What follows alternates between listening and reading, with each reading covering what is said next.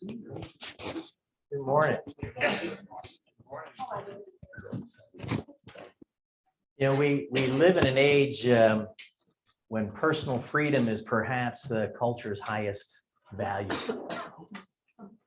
You ever heard, "You're not the boss of me"? Or I get that from my kids. "Don't impose your views on me." What gives you the right to tell me what to do? That's the culture's highest moral value. Or to put it another way, when the history of our age is written, it can be summed up as a time when everyone did as they saw fit. Those words are kind of the anthem of what we've been looking at and studying in the book of Judges. In fact, that's the last line of the book of Judges. Judges 21, verse 25. "In those days, Israel had no king, and everyone did as they saw fit." Does that sound familiar? It does. And that attitude's not new. In the Hebrew Bible, unlike our English Bibles, the order of the books means that 1 Samuel follows Judges. Now, Bart's going to be teaching Ruth because in your Bible, that's the next book. But as far as being written, it would have been the book of Judges and then Samuel. There was no 1st or 2nd Samuel, it's just the book of Samuel. Okay.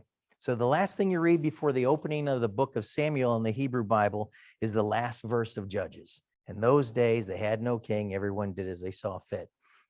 And the book of Samuel starts with no king, but it ends with a king. The days when Israel had no king were days of moral anarchy. Does that sound familiar? It sounds just like today. It's like it's playing it over. You know, the final chapters of book of Judges, and we finished Samson in chapter 16 or 17, I forget. But there's 3 or 4 more chapters in there. And there's stories in there that'll make your toes curl. There's stories that are never going to get taught on Sunday school with your kids or anything else. I mean, it is really, as bad as we thought Samson was, there's some real, Mari's making faces over. There's some really crazy stories at the end of the book. I encourage you to go in and finish reading Judges. But if you're looking for any kind of a moral high, you're not going to get it. So it's true that Israel had no king, but fundamentally, that's because they refused to acknowledge God as their king. The Lord was to be Israel's king. The real problem wasn't the lack of a king. It was the lack of obedience to God as king. That's their real problem. Let me say that again. The real problem is not the lack of a king, but the lack of obedience to God as king. And this ambiguity continues in the book of Samuel. We'll see Israel asking for a king. We'll see God regarding that as a rejection of his rule. We'll see the rule of the first king, Saul, and wonder whether Israel having a king is much of an improvement over no king. Even the rise of King David in the first half of Samuel, and his rule in 2 Samuel proved to be a mixed blessing at best. Len's going to go into that in much more detail. Like I said, we're going to finish today here. Technically, Eli and Samuel are considered judges, but Bart and I were talking earlier, they're really more priests than judges. But the book does say, in the case of Eli, that he was the judge for 40 years, which is why we're covering it. So like I said, the books of 1st and 2nd Samuel originally were just one book, the book of Samuel, and it directly follows Judges 21, 25. You can decide for yourself what is right. If you read the final chapters of Judges, then you soon discover that a culture living by this kind of anarchy, moral anarchy, is truly ugly. How do you live with that kind of situation? Unfortunately, I think we're gonna find out. 4 times at the close of Judges, we're told that in those days, Israel had no king. Judges 17, 18, 19, and then 21, where we just read. And Samuel opens up with, there was a certain man, 1 Samuel 1:1. And we're bound to wonder, is this the man he's going to be king for Israel? We quickly learned that it is not. But that is what the book of Samuel is about, the man who would be king in Israel. The only other time the phrase a certain man is used in the entire Bible is in Judges, when we're getting introduced to Samson's parents, a certain man. It's the only other time that it's used. So the writer of Samuel immediately alerts us to the fact that we're in a time of judges, and indeed Samuel and Samson may have actually been contemporaries. Not that they were palling around or anything, but they could have overlapped, their lives could have overlapped at the same exact time. So we're waiting for a king. And this is why Elkanah is introduced with a long genealogy. You know, in the New Testament, you see those genealogies for Christ, you get a little glimpse of that in the beginning of Samuel, and you almost think, oh, well, this must be, you know, who the king's going to be, but that's not the case. So we're going to start in chapter 1, 1 Samuel, chapter 1, and let's see what's going on there. Jack, would you go ahead and read verses 1 to 5? Yes, and just for everybody that wants to follow on, I am in NASB again this morning, for those that have the ability to change. Now there was a certain man from Ramathaim Zophim, from the hill country of Ephraim, and his name was Elkanah, the son of Jeroham, the son of Elihu, the son of Tohu, the son of Zuph, an Ephraimite. He had 2 wives. The name of one was Hannah, and the name of the other Peninnah. And Peninnah had children, but Hannah had no children. Now this man would go up from his city yearly to worship and to sacrifice to the Lord of hosts in Shiloh. And the 2 sons, of Eli, Hofney and Phineas, were priests to the Lord there. When the day came that Elkanah sacrificed, he would give portions to Peninnah his wife and to all her sons and her daughters. But to Hannah he would give a double portion, for he loved Hannah, but the Lord had closed her womb. But the Lord had closed her womb. Verse 2 suggests that Hannah was, how you pronounce that, Jack? Elkanah or Elkanah? I followed your lead on that and said Elkanah. Oh, Elkanah, okay. It suggests that Hannah was his first wife, and yet she was barren. So he probably, which was common in that day, took a second wife to have children with. And Hannah the name means favored. It's hard to appreciate that when it says the Lord has closed up your womb, but you're favored. And then Peninnah, I think some of these names are great. To make matters worse, her name means fruitful. And the only thing you really need to know is that Hannah didn't have children and Peninnah did. We're not told how many she had, but in verse 4 it says all her sons and daughters, so she had many. Verse 2 puts it starkly, she had children and Hannah didn't. That's really the only thing you got to know at this point. Hannah's womb was closed, but why was it closed? Because the Lord had closed it. And if you believe that God is sovereign, you have to accept situations like that. I remember when my brother was going through a real trial with his 16-year-old daughter. She was cutting and all kinds of things. And he finally just gave everything over to the Lord. He was trying to fix things himself, and that's kind of what we do. But he finally admitted to the Lord that you are sovereign, and if you need to take my daughter, then you do what you need to do because you're sovereign. And within 6 months, she was completely healed and rebaptized. So there's a peace and comfort that comes with recognizing God's sovereignty, even in the bad times. And there's this intense relationship between the 2 wives. One has children, one doesn't.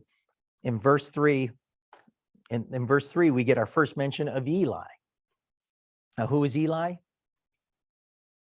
He's the high priest. He's considered a judge, but nowhere in this, what we're going to cover today, does it really feel like the judges we've covered before. But it does say at the end that he was a judge over Israel for 40 years. We get the first mention of his sons, Hofney and Phineas. These priests are mentioned by name because they were pretty well known for being notoriously wicked priests. They're mentioned here often. We often see how godly Elkanah is, even though the priests were wicked. So even though the priests are wicked, he's still going up to the tabernacle every year. He's making his sacrifices to the Lord. So he's obviously a very good man. Jack, let's go ahead and read verses 6-8. Her rival, however, would provoke her bitterly to irritate her because the Lord had closed her womb. It happened year after year, as often as she went up to the house of the Lord. She would provoke her, so she wept and would not eat. Then Elkanah, her husband, said to her, Hannah, why do you weep? And why do you not eat? And why is your heart sad? Am I not better to you than 10 sons? Okay, so in your Bibles, we underline, don't call your wife a heifer from Judges. Here's obviously he loves Hannah. Okay, but sometimes we can be a little insensitive when it comes to understanding what they're going through. You know, as men, we tend to think we can fix everything, whether physically or with a spoken word. And so he's a little insensitive here. He doesn't recognize that he can't fix what's bothering her. I mean, he knows, he understands it, but he's a little insensitive to her. So she takes her sorrow to the Lord. Jack, let's do verses 9-11. Then Hannah rose after eating and drinking in Shiloh. Now Eli the priest was sitting on the seat by the doorpost of the temple of the Lord. She, greatly distressed, prayed to the Lord and wept bitterly. She made a vow and said, O Lord of hosts, if you will indeed look on the affliction of your maidservant and remember me, and not forget your maidservant, but will give your maidservant a son, then I will give him to the Lord all the days of his life, and a razor shall never come to his head. So she's made a vow. What's that mean at the end? The razor shall never come to his head. We should know this by now. A Nazarite. She's giving the vow to the Lord that she will raise him as a Nazarite. She promised the son to work for the Lord, vowing he'd be a Nazarite from birth. And typically Nazarite vows are for a set period of time. Samson was different, even though he didn't obey the vow that his mother took and then he took. But it's usually for shorter periods, specific periods of time. So you can see the similarities between Samson's mother and Hannah at this point. Jack, let's go to verses 12-18. Now it came about, as she continued praying before the Lord, that Eli was watching her mouth. As for Hannah, she was speaking in her heart, only her lips were moving, but her voice was not heard. So Eli thought she was drunk. Then Eli said to her, How long will you make yourself drunk? Put away your wine from you. But Hannah replied, No, my lord, I am a woman oppressed in spirit. I have drunk neither wine nor strong drink, but I have poured out my soul before the Lord. Do not consider your maidservant as a worthless woman, for I have spoken until now out of my great concern and provocation. Then Eli answered and said, Go in peace, and may the God of Israel grant your petition that you have asked him. She said, Let your maidservant find favor in your sight. So the woman went her way and ate, and her face was no longer sad. Yeah, it's an interesting passage here. It literally translated, it says she continued to pray. It literally says, as she multiplied to pray. So we're getting a very small snippet of what her prayer was. Why do you think Eli suspects her as being drunk? And not only suspects her, accuses her. Why do you think that is? Maybe a lot of people haven't been coming and there and praying. He's not used to seeing people in anguish praying. Well, I'll go the other way. Maybe he is used to seeing that. The temple is very corrupt. His sons are corrupt. We're going to see more and more of this as we go through the story. Maybe this was not an unfamiliar scene to Eli. If you spot it, you got it. If you spot it, you got it. So he's misunderstood, but the fact that he suspected she's drunk, like I said, might have meant that fellowship meals and other things that were going on in the tabernacle might have not been the holy situation we'd like to think that it was. The fact that he suspected Hannah of drunkenness doesn't speak well for what's going on around the temple, does it? Then she tells Eli, I'm oppressed in spirit. I'm not drunk. I've poured out my soul before the Lord. That's a pretty good rebuke to the accusation of being drunk, is it not? You know, as a Christian brother or sister, friend, family, it's important we understand what people are going through before we chastise them for something. Have you ever been going through a trial and you get a word from a Christian brother and it doesn't help your situation? Yeah, that's hard to handle. We went through that a few years ago, and I can't believe some of the things that were said. Okay, but Eli, to his credit, once she does offer that rebuke about the drunkenness, he does offer a blessing to her. And it says in the last verse, her face was no longer sad. See the difference between the way that situation is handled with Eli? First, she's kind of ticked off that you're accusing her of being drunk. And then when she straightens you out, you give her a blessing, and all of a sudden she's not sad anymore. Eli recognizes his mistake, gives her a blessing. Go in peace, and may the God of Israel grant your petition. Isn't that great? Jack, let's read verses 19 and 20.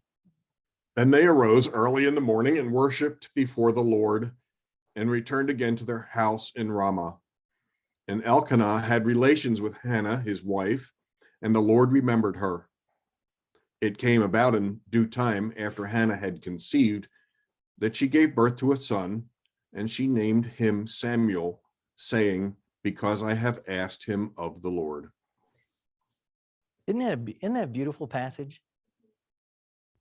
Then they arose early in the morning, they worshiped before the Lord, returned again to their house, and they had relations with Hannah, his wife. It's interesting how the writers change it. Remember in Judges, they were very frank. You know, Samson, he went into her. And they're not mincing words in Judges. And here it just says that he had relations. Some of your translations may not even use the phrase that they had relations. Any other translation? Mine says lay with him. Lay with it? Mine says the Lord remembered her. Okay, anybody else? Knew. That's the one that I saw in a lot of translations. He knew her. Well, I know Patsy too, but that's yeah. So, but I think that passage is so beautiful. They get up in the morning, they worship the Lord, and then he has relations with his wife. Hannah conceived, and the Lord remembered her. Isn't that great? I just love that. And Samuel means God has heard. That's what the name means. God has heard.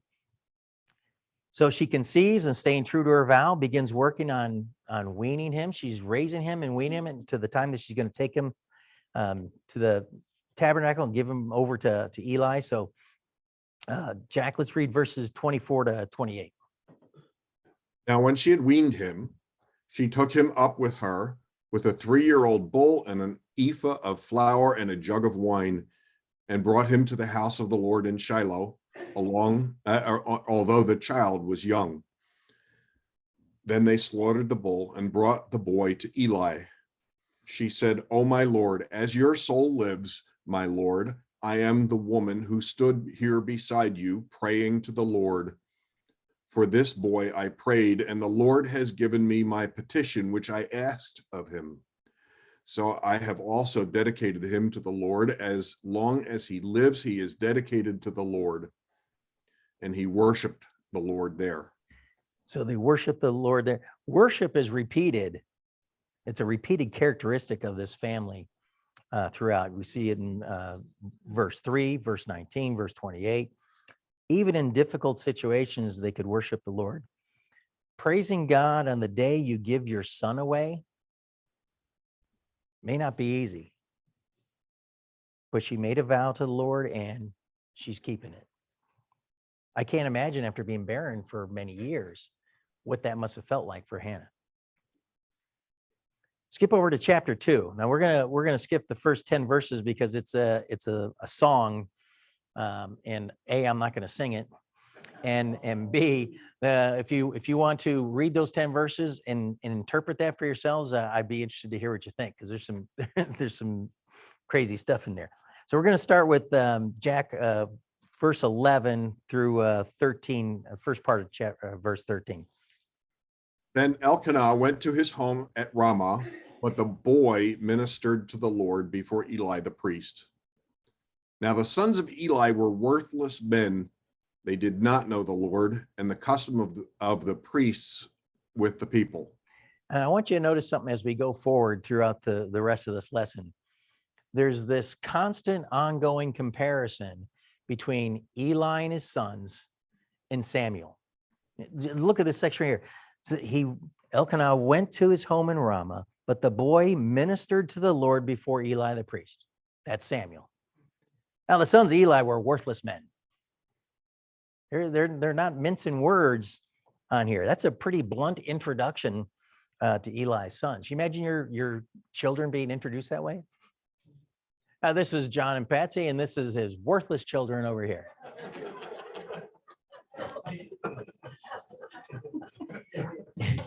It's kind of hard. Alvin. If you look at that margin, it says sons of Belial. They I were was just sons getting of that, the yeah. devil. You've been reading my notes again, Alvin. Yeah, literally in the ancient Hebrew, it calls them sons of Belial. Belial was a pagan god, and the phrase sons of Belial refers to worthless and wicked men. Yeah, well, I'm sure there's a lot of interpretations in there, but worthless and wicked men is a pretty accurate translation, but they're sons of a pagan god. What's the problem with that?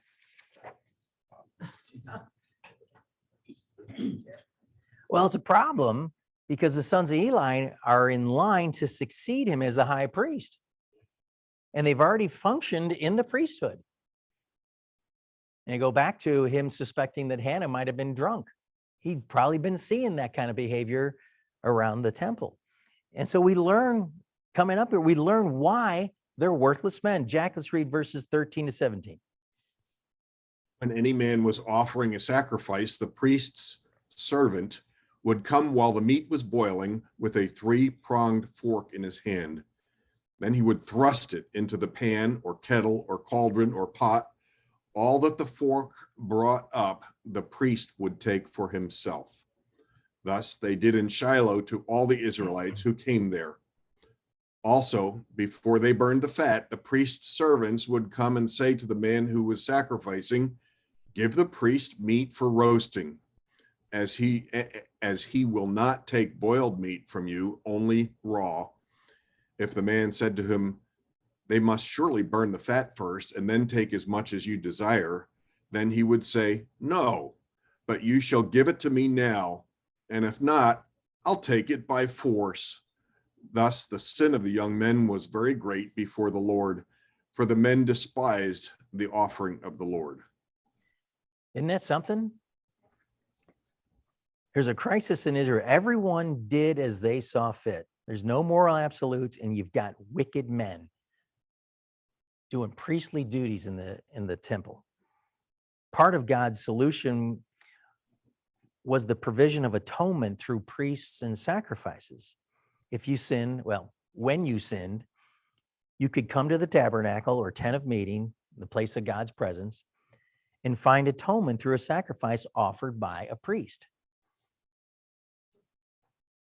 The problem was that this crisis extended right into the house of God. This moral crisis that we're seeing throughout Israel, far from pointing the way back to God, the priests were actually leading people away from God. And it says they before they burned the fat, God's portion was always first. So it's wrong of the priests to take any portion before that fat had burned. The fat was considered the most luxurious part of the animal, the best part, and so gave it to God. The idea was that God should always get the best and always get first before they burn the fat. And he says, then it says, he will not take boiled meat from you, but raw. Why do you think the sons of Eli wanted raw meat instead of cooked meat? Bart, Sell it. sell it. Absolutely. Isn't that something? So they could sell it. Perhaps it's, it was easier to sell it that way than take it raw. And then it says, "Give it to me now, or I will take it by force." That's what you want to hear when you're standing before a priest, isn't it? Go ahead and give me your offering, or I'll take it by force. They didn't hesitate to use violence to get what they wanted. You're getting an idea of why they were considered wicked and worthless men. The verdict's clear. The sins of the young men were very great in the Lord's sight, and they were treating the Lord's offering with contempt. Now let's contrast it with Hannah and Samuel. Jack, let's read 18 to 21. Now Samuel was ministering before the Lord as a boy wearing a linen ephod. And his mother would make him a little robe and bring it to him from year to year, when she would come up with her husband to offer the yearly sacrifice. Then Eli would bless Elkanah and his wife and say, "May the Lord give you children from this woman in place of the one she dedicated to the Lord." And they went to their own home. The Lord visited Hannah, and she conceived and gave birth to 3 sons and 2 daughters, and the boy Samuel grew before the Lord. Isn't that something?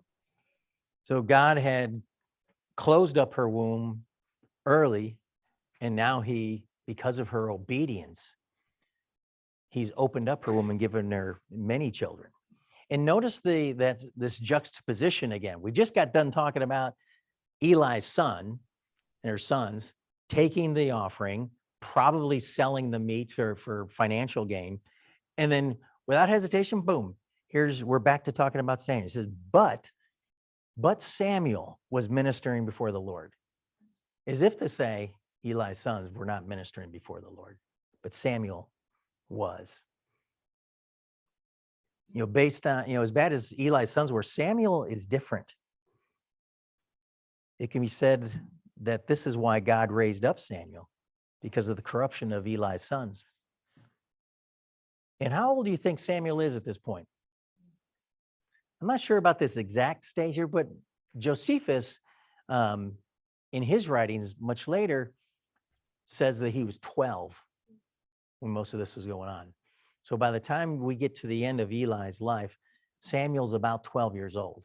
You see the difference in how Eli apparently parented the first 2, and now how he is parenting Samuel. Yeah, he's done a lousy job of raising his own kids, but yet, and we're going to see again too, where he is ministering to Samuel. He's raising him in the Lord. You're going to see some good examples of that coming up. Jack, let's read 22 to 26. Now Eli was very old, and he heard all that his sons were doing to all Israel, and how they lay with the women who served at the doorway of the tent of meeting.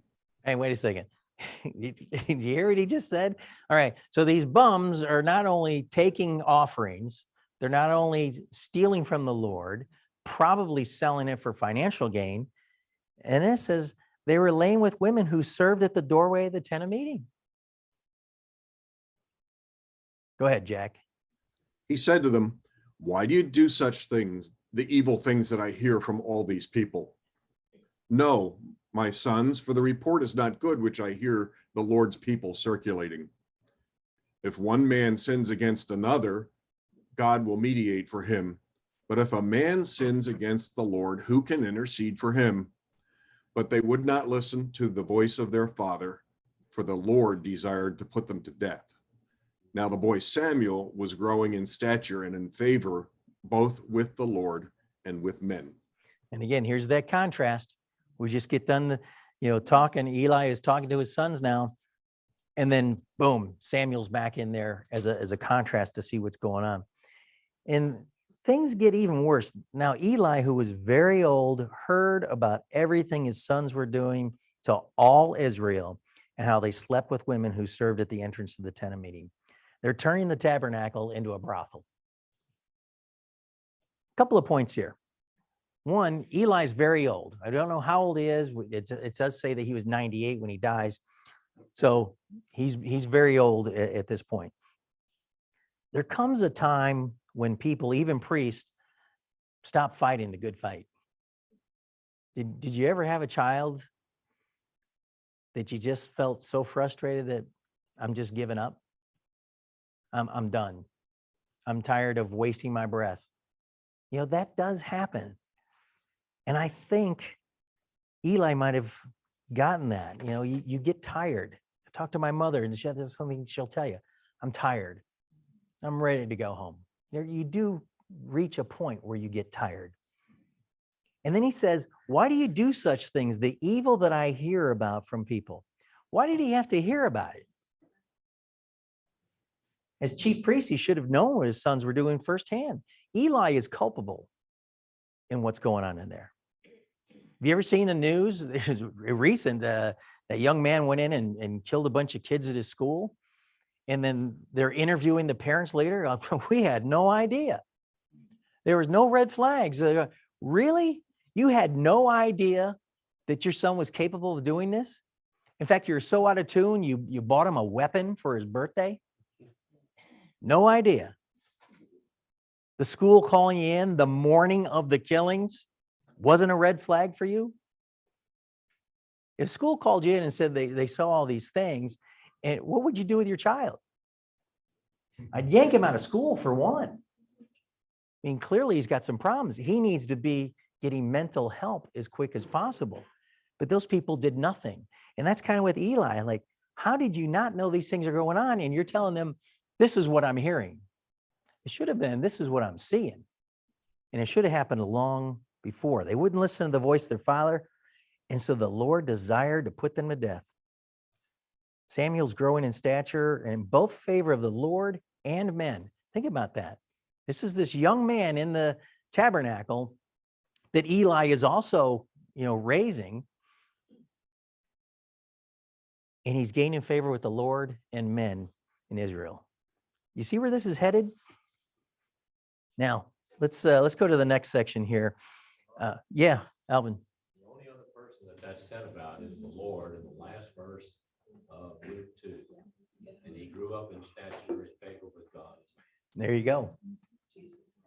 Yeah, Jesus.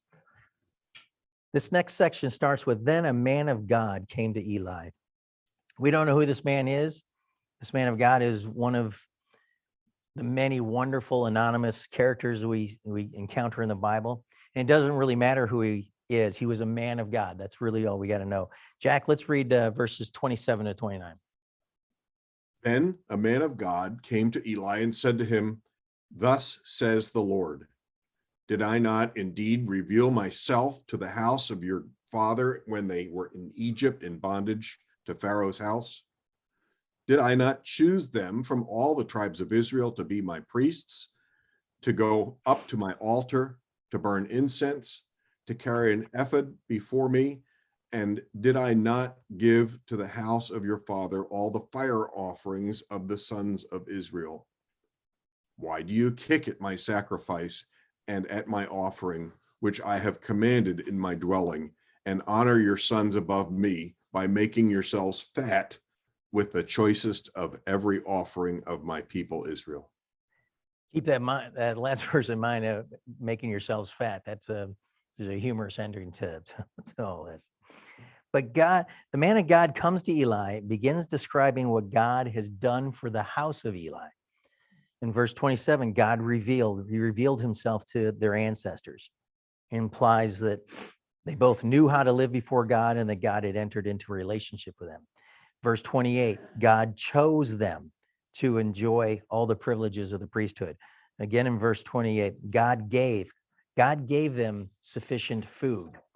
There was no reason for them to be doing what they were doing. That's why I agree with Bart. I think they were taking the offerings and they were selling it and making money on it.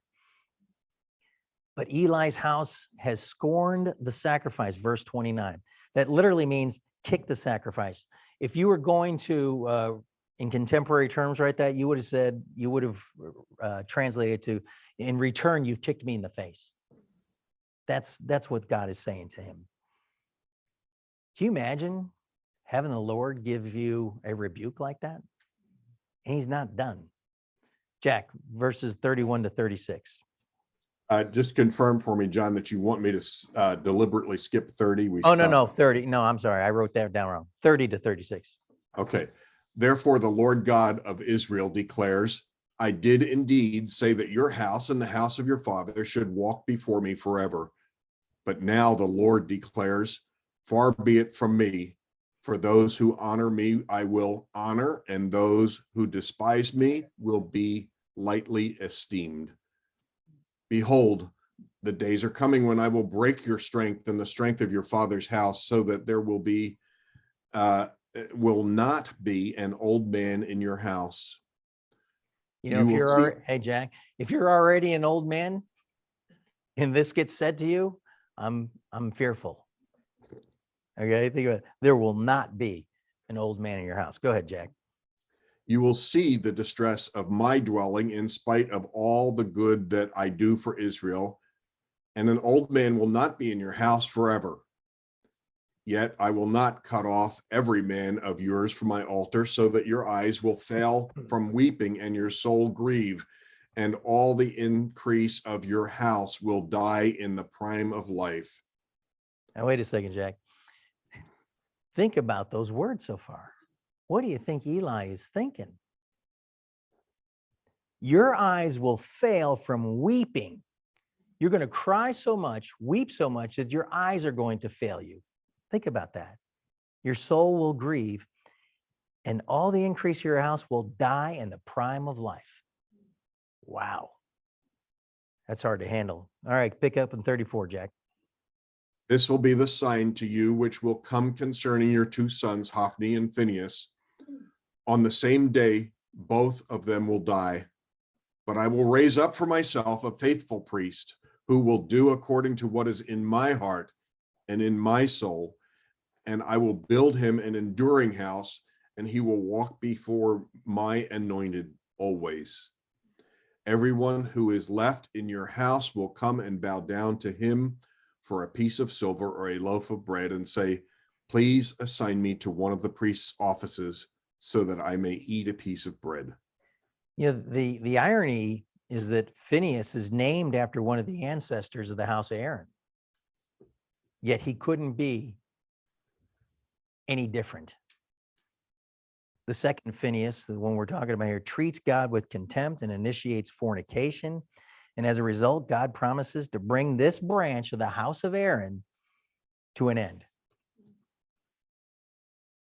And over the following years, the descendants of Eli all die prematurely and finally removed from the priesthood.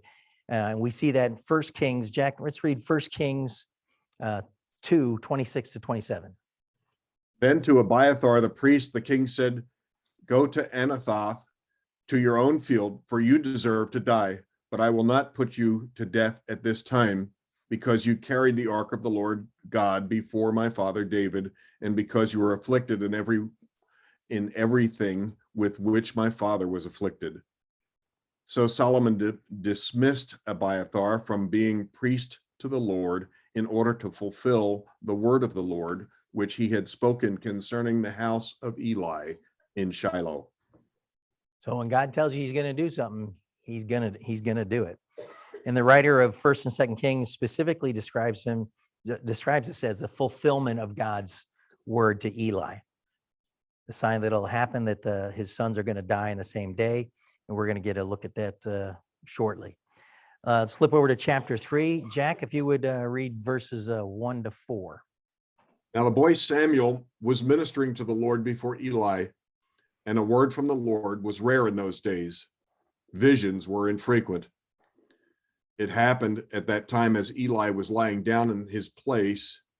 Now his eyesight had begun to grow dim, and he could not see well. And the lamp of God had not yet gone out. And Samuel was lying down in the temple of the Lord, where the ark of God was, that the Lord called Samuel, and he said, here I am. So Samuel's lying down. Where's he lying down? In the tabernacle with the ark. You know, that seems a little strange to me, but in those days, no one was getting visions, and the Lord was rare in those days. And now all of a sudden, Samuel is laying there and he hears the voice. And he answers, here I am. This leads us to believe that God spoke to Samuel in an audible voice. Okay? Have you ever heard an audible voice from God? I haven't, and I can't imagine what that is like. And he says, here I am. Jack, let's do verses 5-9. Then he ran to Eli and said, "Here I am, for you called me." But he said, "I did not call. Lie down again." So he went and lay down. The Lord called yet again, "Samuel." So Samuel arose and went to Eli and said, "Here I am, for you called me." But he answered, "I did not call, my son. Lie down again." Now Samuel did not yet know the Lord, nor had the word of the Lord yet been revealed to him. So the Lord called Samuel again for the third time. And he arose and went to Eli and said, "Here I am, for you called me." Then Eli discerned that the Lord was calling the boy. And Eli said to Samuel, "Go lie down, and it shall be, if he calls you, that you shall say, 'Speak, Lord, for your servant is listening.'" So Samuel went and lay down in his place. So we know it's an audible voice that he's hearing from the Lord, but he thinks it's Eli. Each time he goes to Eli and says, "Here I am." And finally, Eli, even though he's old, he finally does realize what's going on with Samuel. And he gives him some wise counsel. And he tells him, make yourself available to God, go lie down. He says, if he calls you, speak, and then tell him that your servant hears. Go ahead. He knew about the Lord, but he didn't know the Lord. Well, he knew about the Lord and he knew about the ways.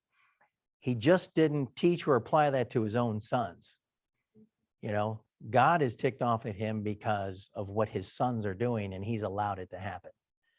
So, but doesn't mean that he's not discerning when it comes to spiritual matters. And clearly that's what he's doing here with Samuel. Jack, let's do 10-18. Then the Lord came and stood and called as at other times, "Samuel, Samuel." And Samuel said, "Speak, for your servant is listening." The Lord said to Samuel, "Behold, I am about to do a thing in Israel at which both ears of everyone who hears it will tingle. In that day I will carry out against Eli all that I have spoken concerning his house, from beginning to end. For I have told him that I am about to judge his house forever for the iniquity which he knew, because his sons brought a curse on themselves and he did not rebuke them. Therefore I have sworn to the house of Eli that the iniquity of Eli's house shall not be atoned for by sacrifice or offering." Hang on a forever. second. Think about that. The sons brought a curse on themselves, and he did not rebuke them. This is why Eli is culpable. These things are going on, and he didn't rebuke them. And then it gets even scarier. Therefore, I've sworn to the house of Eli that the iniquity of Eli's house shall not be atoned for by sacrifice. Your sacrifices are no longer relevant to me for your family. All right, whose phone's playing? All right, Jack, pick up at 15. So Samuel lay down until morning. Then he opened the doors of the house of the Lord. But Samuel was afraid to tell the vision to Eli. Then Eli called Samuel and said, "Samuel, my son." And he said, "Here I am." He said, "What is the word that he spoke to you? Please do not hide it from me. May God do so to you, and more also, if you hide anything from me of all the words that he spoke to you." So Samuel told him everything and hid nothing from him. And he said, "It is the Lord. Let him do what seems good to him." Can you imagine being Samuel, having to bring this message of judgment to Eli, the guy that's been raising you in the tabernacle, and you're 12? And but Eli, to his credit, tells you tell me everything, and goes as far as to say, if you don't tell me everything, may be done to you as it's being done to me. So he told him everything and he hid nothing. It's hard to know if Eli's response was godly or fatalistic. We should always submit to God's rod of correction, yet this submission is not totally passive. It's also active in repentance and doing what one can to cultivate godly sorrow. I think Eli at this point is starting to have godly sorrow. It's a shame he didn't recognize it earlier. Glenn. Like I get tickled. And he said, it is the Lord, let him do what seems good to him. Yeah. What seems good to him?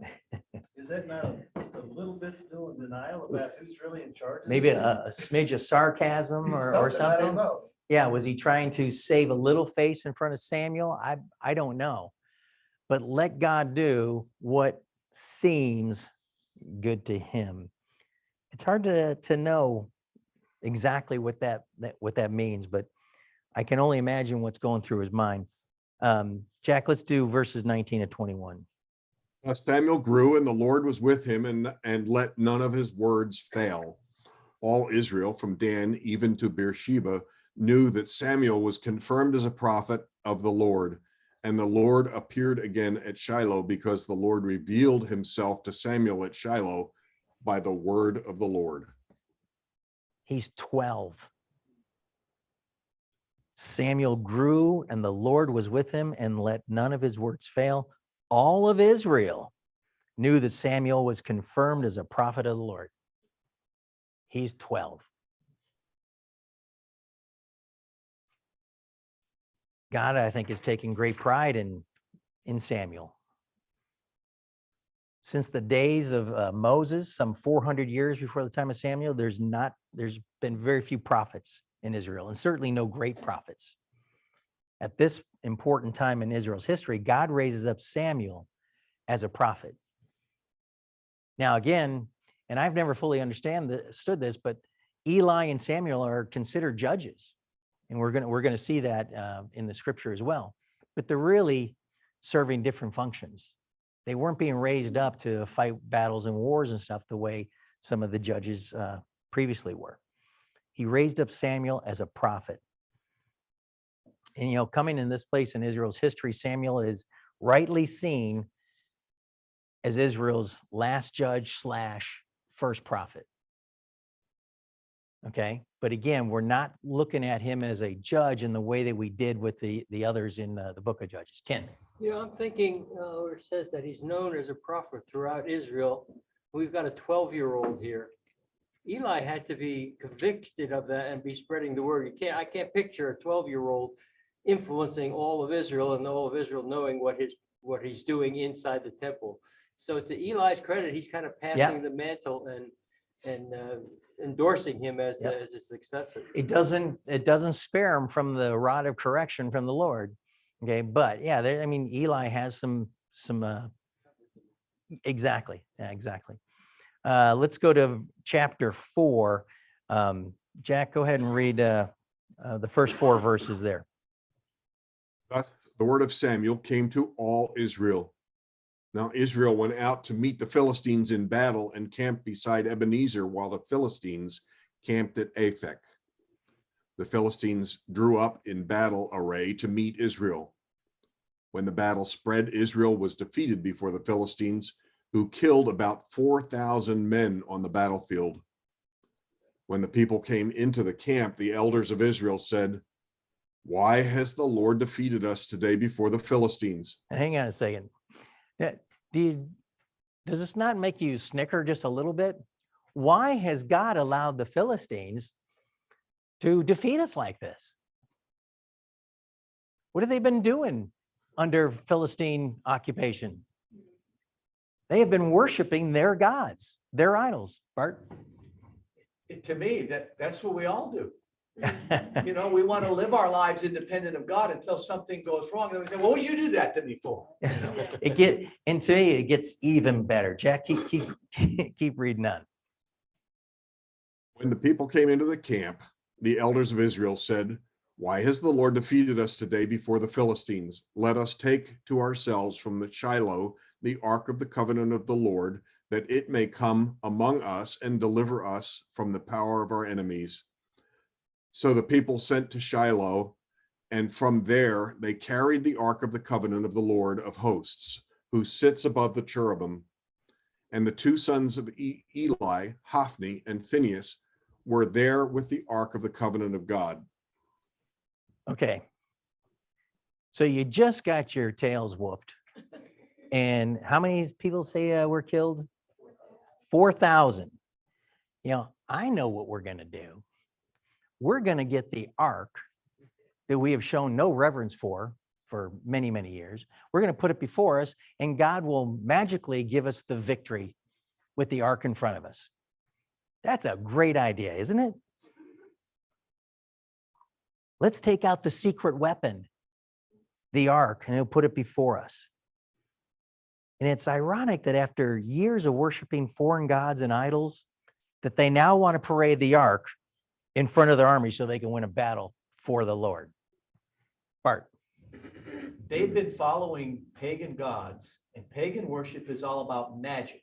Mm-hmm. And magic is all about us finding ways to control the power of the gods, to put the gods in our box. That's right. And we all do that. Yeah. We put God in our box. We said, we'll take him out. Maybe we can use his power to do Yeah. what we want to do. Yeah, like the ark is just a treasure trove of magic. Yeah. I just find the story, this is starting to rival Samson as far as absurdity goes. Jack, this is kind of a long section here. Let's read verses 5 to 11. As the ark of the covenant of the Lord came into the camp, all Israel shouted with a great shout so that the earth resounded. When the Philistines heard the noise of the shout, they said, "What does the noise of this great shout in the camp of the Hebrews mean?" Then they understood that the ark of the Lord had come into the camp. The Philistines were afraid, for they said, "God has come into the camp." And they said, "Woe to us, for nothing like this has happened before." Hang on just a second. The Philistines recognize what's going on here. And they are afraid because they know the ark represents the Lord, the true God. So they can do all the pagan gods they want, but deep down they know what's going on. Go ahead, Jack. Woe to us! Who shall deliver us from the hand of these mighty gods? These are the gods who smote the Egyptians with all kinds of plagues in the wilderness. Take courage and be men, O Philistines, or you will become slaves to the Hebrews, as they have been slaves to you. Therefore, be men and fight. So the Philistines fought, and Israel was defeated, and every man fled to his tent, and the slaughter was very great. For there fell of Israel 30,000 foot soldiers, and the ark of God was taken, and the two sons of Eli, Hofni and Phineas, died. Tom? Verse 9, who's speaking? Well, this is just some Philistine leader. I mean, they've come into the camp and somebody has recognized what's going on. Done. My verse, my Bible says, like where it says, the Philistines were afraid because they said a God has come into the camp. And then later in the verses, it says, these are the gods. Yeah. I don't think they recognized the true God. I think No, they didn't, but they recognized the Hebrew. They're recognizing the Hebrew history. Yeah. They knew what happened in Egypt. Ken. I think they treated the ark just like they would treat another pagan god. Exactly. Okay, but so it does render up fear in them. But 30,000 people died, and as God foretold, his sons died at the same time. The ark was captured. It's worse than losing a battle. The very thing that they thought would win the battle was captured. Israel made an idol of the ark, and God often deals with our idolatry by taking the idol away. We can make good things idols. There's nothing wrong with the ark itself.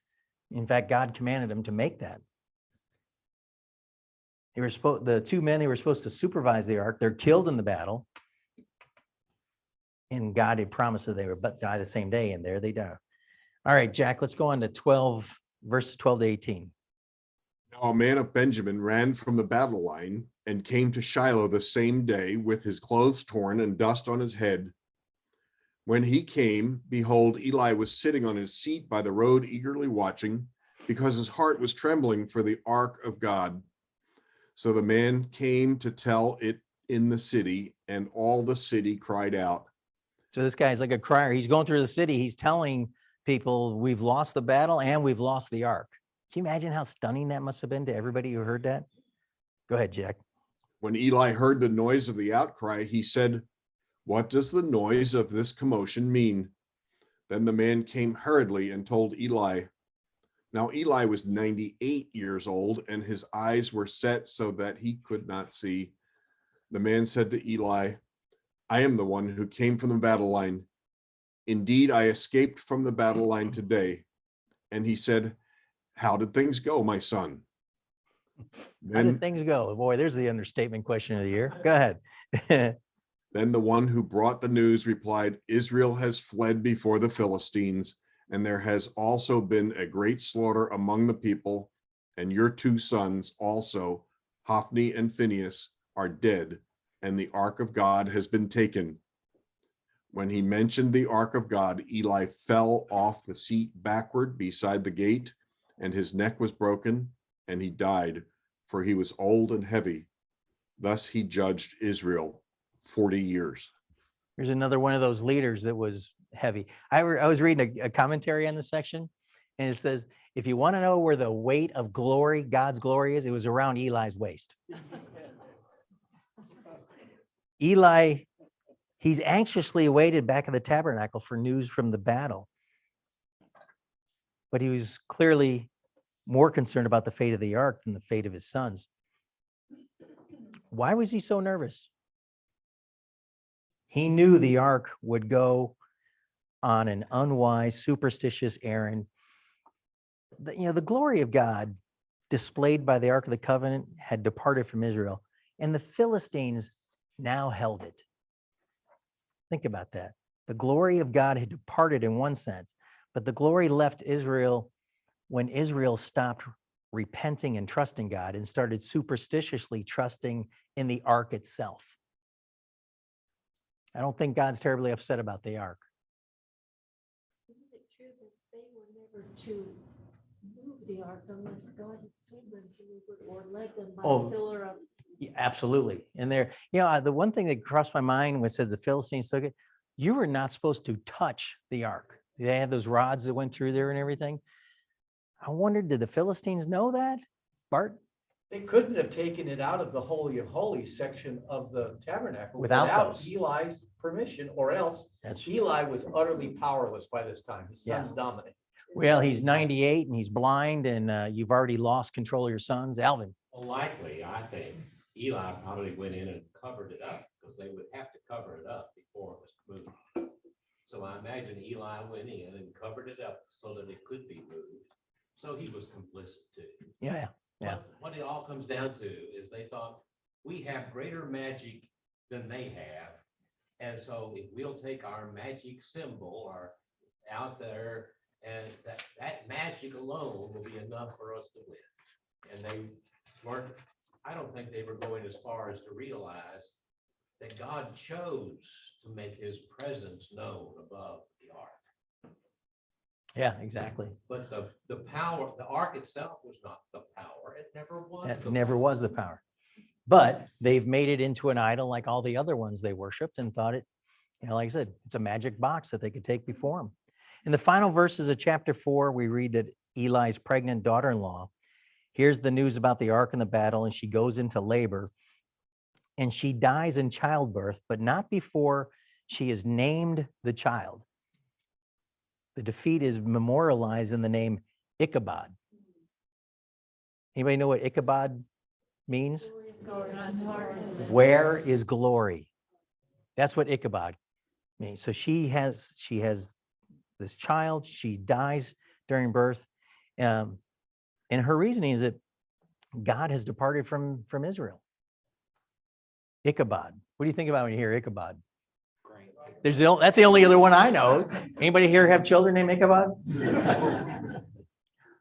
I remember some TV show. I forget what it was, and the old grandpa was dying in the hospital, and he wanted his children to name their child after him.